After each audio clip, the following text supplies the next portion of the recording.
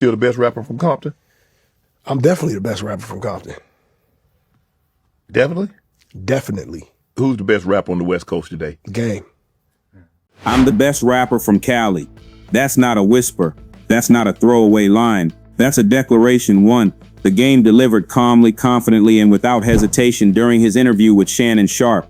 And the moment that clip hit the internet, hip-hop did what it always does when someone touches a nerve. It reacted. Headlines started flying. Social media split in half. Some people nodded in agreement, others laughed it off. And a whole lot of fans immediately asked the same question. Why say this now? Because this isn't just about bravado. This isn't just about ego. This is about legacy, timing, and a West Coast hierarchy that many people believe has already been settled, at least at the top. What made the moment even more interesting is who the Game indirectly placed himself above. Kendrick Lamar, a Pulitzer Prize-winning artist, a generational voice, someone widely viewed as not just the best rapper from California, but one of the greatest of all time. So when the Game confidently said nobody on the West Coast can out-rap him, it didn't sound like casual talk. It sounded like a challenge to the accepted order. Now, before we go any further, if you appreciate real hip-hop conversations that go deeper than headlines, make sure you're subscribed to Taspectrum West TV. We don't do hype, we do context. Here's where things get layered. The Game didn't sound angry, he didn't sound bitter, he didn't even sound like he was aiming shots. He sounded like someone who genuinely believes what he was saying. And that's what makes this conversation worth having. Because in hip-hop, belief matters. Confidence is currency. Every great rapper has to think they're the best or the culture doesn't take them seriously. But belief alone doesn't end the debate. Skill, artistry, impact, longevity, and evolution all come into play. And once you start unpacking those layers, the conversation stops being about one quote and starts becoming about something much bigger. How we define greatness, how we rank legends, and whether raw confidence can still compete with multi-dimensional artistry in today's hip-hop landscape. So the real question isn't whether the Game should think he's the best. The real question is, does the music back it up? Today. Game. Damn, that was quick. Yeah, it ain't. Yeah, that's it. Ain't nobody getting at you? Can't nobody out-rap me, man. And anybody that knows will know. Because people can't, even if you are, like, no one can do what I can do. Like, no one has my skill set. Because not only do I have the ability to wrap circles around people, I'm also with all the bullshit, too, if it came down to that. So it's like, I'm the best rapper in this town. Damn, Game, I mean, the OG, man, there's some OGs, some heavyweights. I mean, Cube, Snoop. I love Cube, but Cube can't out-rap me. I love Cube. And by the way, the reason that Cube can't out-rap me is because I used Cube's legacy to help me sharpen. Right. I used Snoop's legacy to help me sharpen myself. I used Dr. Dre, NWA. So it's like, those guys came before me. You know what I'm saying? So it's like, Kobe, right? You know Kobe watched Mike growing up. For sure, right? absolutely. But you see the way he walked? You see the way he chewed that gum? Okay. He got the wristband on his elbow? Now, Mike, in Kobe's prime, Mike couldn't hold Kobe. No. But that's because he came before him and he done with it. Right. I'm not saying if I was in 1992 with Cube might be able to, go crazy. Right. But right now, like, nah, it's not a rapper on the West that can. To understand why this moment caught fire, you have to understand the setting. This wasn't a heated rap podcast or a confrontational debate platform. This was the Game sitting across from Shannon Sharpe, a space known for long-form conversations, reflection, and letting guests speak freely. And that freedom is exactly why the moment landed the way it did. When Shannon asked the Game about Kendrick Lamar mentioning him on Black Boy Fly, the question itself was respectful. It framed Kendrick's name drop as validation, almost as an olive branch, a sign of admiration from one West Coast heavyweight to another. The Game didn't dismiss that framing. Instead, he leaned into it. He described Kendrick's mention as respect, appreciation, even early admiration. Not condescending, not hostile, measured. That's important because it tells us this wasn't a setup for beef. There was no tension in the air, no sarcastic tone, no shots fired yet. Then came the pivot. When Shannon asked who's the best rapper on the West Coast today, there was no pause, no smile, no hedging, just one word, Game. And that's where the energy shifted. Not because the answer was shocking, rappers saying they're the best is hip-hop tradition, but because of how he said it. Calm, certain, almost like it wasn't even a debate worth having. Shannon tried to widen the lens, bringing up names like Ice Cube and Snoop Dogg, legends, icons. And again, the game didn't disrespect them. He acknowledged their greatness, credited their legacy, and even used a thoughtful analogy, comparing himself to Kobe Bryant studying Michael Jordan. His point wasn't that the OGs lacked greatness, but that he built on what they created. Evolution, not erasure. Still, the boldest part wasn't claiming dominance over the past. It was claiming dominance in the present. There's not a rapper on the West that's better than me. That's not nostalgia talking. That's a current tense statement. And whether you agree or disagree, it demands attention. What made the moment linger, though, was how the conversation ended. Shannon didn't push. No follow-up. No challenge. No what about Kendrick. The door was left wide open, and that silence became just as loud as the statement itself. Because in hip-hop, what goes unchallenged often becomes the headline. Say what you want to say about Game, but he is a very confident individual. On Shannon Sharpe, he says, "I'm the best rapper from Compton. Nobody has my skill set, and I can rap circles around these guys." Now, obviously, music is subjective, but how true is that when there's another guy named Kendrick Lamar hanging around? Kendrick Lamar has had one of the greatest years in 2025. And to say that he's just simply the best, is it true? Of course, the Game had major success with the documentary, The Red Album, Jesus Pieces, way back in the day. And he did very well going against 50 Cent. Everyone knows going against 50 Cent can be a big risk to your career. But this generation will look at Game and say, there's no way in the world that you are better than Kendrick Lamar. And obviously Kendrick Lamar is the staple. But is Game really the best rapper in Compton or in California, period? Snoop Dogg is one of the greatest rappers of all time, and his legacy still lives on to this day. The Game said he looked at rappers like Ice Cube and Snoop Dogg and perfected his talent, his skill, and his flow. But it's all subjective. Who is really the king of California and the king of Compton? As always, thanks for tuning in. It's your boy, Jimmy Leto.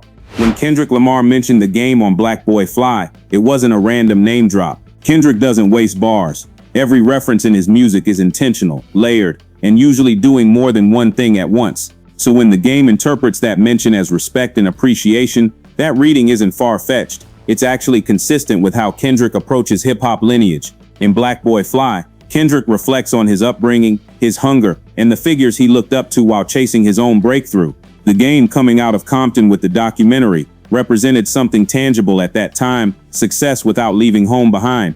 For a young Kendrick, that mattered. It showed what was possible. So when the Game says Kendrick's mention reflects early admiration, he's not rewriting history, he's placing himself accurately within it. But here's where the conversation gets complicated. Acknowledgement is not allegiance, respect does not equal ranking, and admiration doesn't automatically translate to superiority. Hip-hop has always allowed room for both gratitude and competition to exist at the same time. Kendrick can respect the Game's path while ultimately surpassing him artistically. Those two things don't cancel each other out. What's also worth noting is Kendrick's silence. Kendrick hasn't responded to the Game's claim. No interview clips, no cryptic tweets, no subliminals. And in hip-hop, silence often speaks louder than rebuttal. Kendrick doesn't usually engage in ranking debates unless the music demands it. His approach has always been to let the work speak, and historically it has. That contrast in styles matters. The Game is vocal, outspoken, and comfortable staking claims publicly. Kendrick is reserved, calculated, and prefers expression through albums rather than interviews. One asserts dominance verbally. The other lets consensus form organically. So when fans hear the Game say Kendrick mentioning him was validation, it can sound like he's flipping the hierarchy, placing himself as the reference point rather than the student. And that's where pushback begins. Because while Kendrick once looked up to the Game, the roles have undeniably shifted over time. The real takeaway isn't disrespect on either side. It's this: hip-hop evolves, but memory lingers. And moments like this force us to ask, does past influence outweigh present mastery? In hip-hop, saying you're the best isn't arrogance, it's a requirement. From the very beginning, rap has been built on competition, self-belief, and verbal dominance. If a rapper doesn't believe they're the greatest, the audience rarely will. So when the Game says he's the best rapper on the West Coast, he's not breaking some unspoken rule. He's following one of the oldest laws in the genre. Every legend has done it. Jay-Z called himself the greatest rapper alive while Nas was still active. Nas crowned himself the king of New York in the middle of fierce competition. Lil Wayne famously said he was the best rapper alive for years and backed it up with relentless output. Confidence isn't optional in hip-hop, it's part of the performance. It's how rappers establish presence before the first bar even lands. But there's a line, and that line sits between confidence and contradiction. The moment you claim the top spot, your entire catalog gets re-examined. Every album, every verse, every missed moment comes back under the microscope. And for the Game, that scrutiny hits harder because his talent has never been the issue. Few people question whether he can rap. The question has always been whether his career choices, consistency, and artistic evolution matched his raw ability. That's where ego becomes risky. Confidence fuels greatness, but unchecked confidence can blind an artist to how the culture has shifted. Hip-hop today values more than just aggression and lyrical sparring. It values storytelling, emotional depth, innovation, and cohesion. The bar isn't just can you rap anymore. It's can you move people. The game's belief that nobody can out-rap him technically may be sincere and even defensible in certain contexts. But when the conversation expands beyond bars into artistry, influence, and cultural impact, the claim becomes harder to protect. Still, it's important to say this clearly. The game is supposed to think he's the best. Anything less would feel dishonest. The real issue isn't his confidence, it's whether that confidence aligns with how hip-hop measures greatness in this era. And that tension is exactly why his statement sparked debate instead of being dismissed. When the game says nobody can out-rap him, he's not talking in metaphors. He's talking about pure skill, bars, flow, delivery, presence. And to be fair, this is where the conversation becomes uncomfortable for people who want to dismiss him outright, because the game can actually rap at a very high level. From his earliest records, the game has shown an ability to adapt his flow to almost any beat, match energy with nearly any feature, and deliver verses that sound authoritative. He has a strong voice, clear diction, and a commanding cadence. When he locks in, his verses feel heavy, deliberate, and confident. That alone separates him from a lot of rappers who rely more on vibe than execution. Technically, the game excels at straightforward, aggressive lyricism. He thrives in battle-ready pockets, bragging, street talk, intimidation, and chest-out confidence. Put him on a hard beat and he sounds at home. That's why his features often stand out. He knows how to enter a track and own his moment. But rapping circles implies more than dominance. It implies versatility, unpredictability, and depth. And this is where the debate tightens. The game's style, while effective, tends to live in a familiar lane. His flows rarely surprise. His structures are solid but conventional. You know what version of the game you're getting most of the time. Compare that to someone like Kendrick, whose technical ability includes shifting perspectives mid-verse, bending rhyme schemes, changing cadence without warning, and layering meaning beneath surface-level bars. That's not just rapping well, that's manipulating the form itself. So the question becomes, what do we value more, power or range? The game's strength is dominance within a specific framework. Kendrick's strength is expansion beyond the framework. That doesn't make the game less skilled. It just defines his skill differently. He's a specialist, a heavyweight puncher. But when you step back and look at the full landscape of rap ability, not just bars but creativity, structure, and evolution, the claim of universal superiority becomes harder to maintain. Still, dismissing the game's skill would be dishonest. The debate exists because he's that good. When the game adds "I'm with all the shit too," he's reinforcing a specific kind of authority, one rooted in street credibility. In earlier eras of hip-hop, that claim carried enormous weight. Being believable, being feared, being respected in real life mattered just as much as lyrical ability. And the game has always positioned himself firmly within that tradition. For many fans, that's part of his appeal. He doesn't sound like someone playing a role. His music carries the energy of lived experience, and that authenticity has never really been questioned. When he raps about violence, loyalty, or survival, it feels grounded in something real. That's a powerful asset, especially in a genre that was born from raw reality. But hip-hop has changed. The culture has expanded beyond street validation as the primary metric of greatness. Today, being with the shit is no longer enough to define the top tier. In fact, for many listeners, it's become secondary or even irrelevant compared to emotional depth, conceptual vision, and cultural commentary. What complicates the argument further is this. Kendrick Lamar is also believable. Tracks like Not Like Us and earlier records show that Kendrick can tap into menace, aggression, and confrontation when he chooses to. The difference is that Kendrick doesn't stay there. He moves between vulnerability, introspection, rage, humor, and social critique seamlessly. His power isn't just in being dangerous, it's in being multi-dimensional. So when the game positions street credibility as part of his unmatched skill set, it lands differently in 2025 than it might have in 2005. It's still respected, but it's no longer decisive. The culture doesn't automatically crown the toughest voice, it crowns the most complete one. There's also a maturity factor. At a certain point, constantly leaning on street narratives can feel stagnant rather than authentic. Fans begin to ask whether the artist is evolving or repeating what once worked. That doesn't erase the game's credibility, it reframes it. Street presence can enhance greatness, but it can't replace artistic growth. And in today's hip-hop ecosystem, growth often outweighs grit.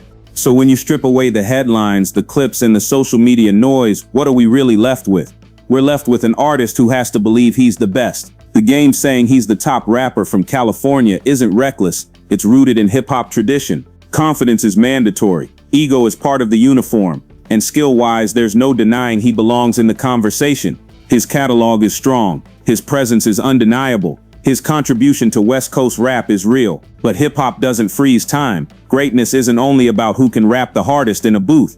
It's about who can evolve, who can tell deeper stories, who can push the art forward while still respecting where it came from. That's where the debate widens. That's where names like Kendrick Lamar separate themselves, not by talking louder, but by building bodies of work that age, resonate, and redefine the culture. This doesn't mean the game is wrong for believing in himself. It means the bar has moved, and in modern hip-hop, being a lead in one lane isn't always enough to own the whole road. At the end of the day, this conversation is healthy. Hip-hop needs bravado. It needs legends speaking up. It needs debates that remind us why we care in the first place. Whether you rank the game at number 1, number 2, or somewhere else entirely, the fact that we're still talking about him says something. Now I want to hear from you. Where do you rank the game all time out of California, and why? If you enjoyed this breakdown, make sure you like, subscribe, and turn on notifications for more real hip-hop conversations right here on Taspectrum West TV. We don't chase clout, we chase context.